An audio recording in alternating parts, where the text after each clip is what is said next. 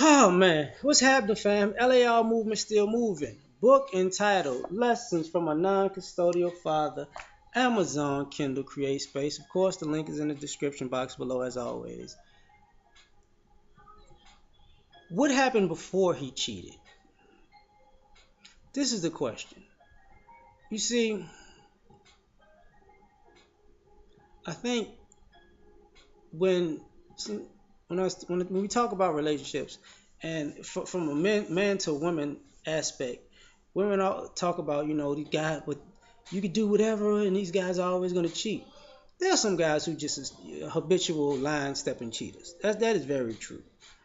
And me personally, I'm not a cheater. I'm not into that. I figure just get rid of a person or break up with a person, so you don't have to live that double type of life. I think it's really silly to me. You know, it's silly and selfish. But that's not the point about this video. The point is, ladies, you like to say about say these guys always cheated, but he cheated on you, but you never. A lot of times you never address what happened before he cheated on you. You see, there's a there's a female culture of not being appreciative of your man, not being appreciative of his efforts, taking his gestures for granted, um, being entitled, and expecting more than you are going to give. You know, and the problem with that is, and shortchanging men. And the problem with that is, when it all comes together, these are some of the issues that get you cheated on. Because for a lot of you ladies who are mad that you got cheated on, you're not mad that you don't have it together. You're not mad that you don't fulfill your partner. You're not mad that you treat your relationship with men like a chore and everything, and there's a complaint about far too many things, and it turns him off. You're not mad about that because a lot of times it's like men are just supposed to be here to take your shit. And that has its downfall. And his downfall is he's going to look for somebody else. Because he doesn't want to be, nobody wants to be with a person who is entitled, unappreciative, lazy, um, just overall self-centered, self-absorbed, and self-serving. It's just not cool. But at the end, the culmination is always, but he cheated on me. Well, here's the thing. Guys don't ask for much. So if a guy says, you know, could you cook? And it's, just because I'm a woman doesn't mean I have to cook all the time. Okay, so cooking is your chore. Okay. Could you um, be more supportive? You're a grown man. Why I gotta do something? Why I gotta be supportive of you? Okay, being supportive is a chore for you. Okay. Could you be more intimate or sensual or sexual? What, man? Why you got what? I sucked your dick last night. I mean, damn. Like, okay, so being intimate and sensual and sexual is like a chore. So won't you come out of your pocket and buy something and pay for something every now and then and actually show me with your actions that you care about the things you do. I'm here. Now, some of y'all don't realize that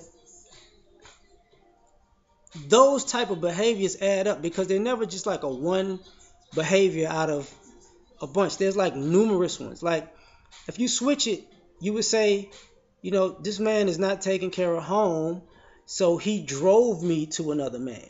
So why?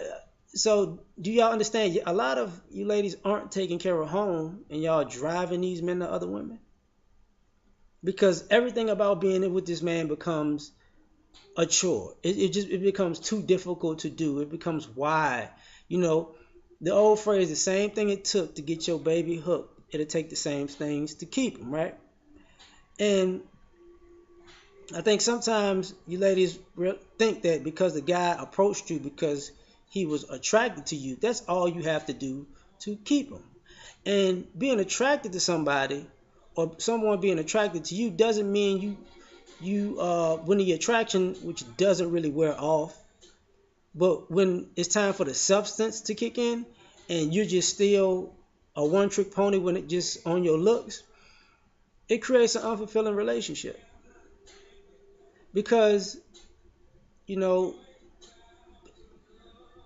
you ready when it's time to do some superficial stuff. When it's time for you to get dressed up to go on a date, oh yeah, everything is all good. Then when it's time to go to the concert, everything is all good. Then it's time to go to the comedy show, everything is all good. Then when it's time to go on these trips, everything is all good. Then you know.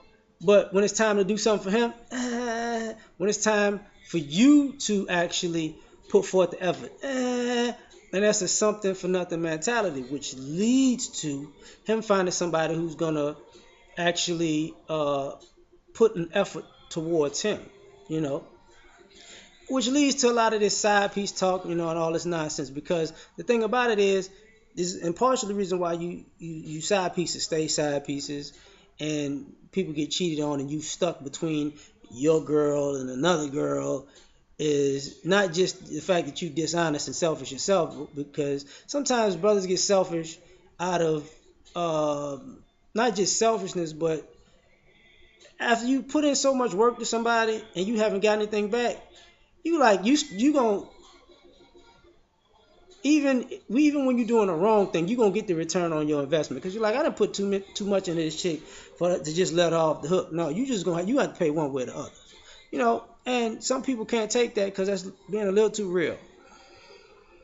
But getting to the side chick part,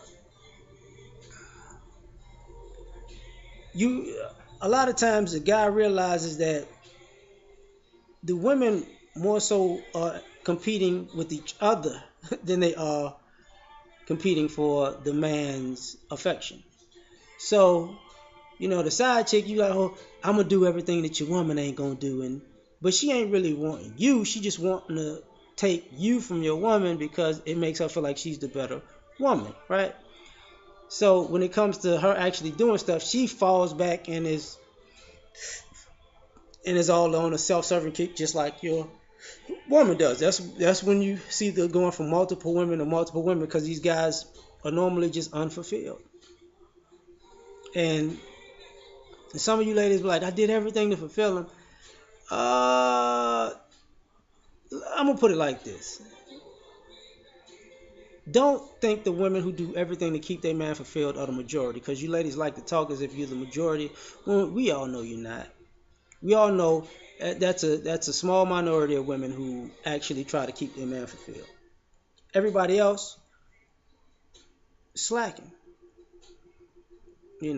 just slacking. Like they'll put more effort into their hair and makeup than they will their man. So you slacking. You put more effort into your fashion and shopping than you would your man. You're slacking. Women put more effort into their education and career than they do their man. They're slacking. They put more effort into their children than they would their man. Slacking. You just can't put 100% into a guy, and you say and it's the problem with that is this preemptive uh, defense mechanism of, well, it ain't gonna work anyway. Well, why involve yourself with a person with the mentality that you're not gonna do nothing, you're not going to be all in with them because it's not gonna work anyway, but you're gonna take the benefits of them being all in with you. So that leads to that person figuring out that, oh, okay, all right, this is all about you. You ain't really gonna do nothing. And then this is why a lot of you ladies who use the "I got cheated on" reference, a lot of y'all don't speak about the guys that got away. Whether if they cheated on you and left you for another woman, or they just left you, because you don't want to say that, yeah, I treated that guy like crap, and now I regret it, but I could, curb all the animosity to new guy or the guy that cheated on me because I can act like I'm the angel in this situation, even though my past says otherwise with this other person or these other people. So, you know, stop acting like you forgot why you got cheated on in the first place or why you got left in the first place. Cheated on is like a title part, so I know y'all gonna watch because of the title. It is what it is. Peace.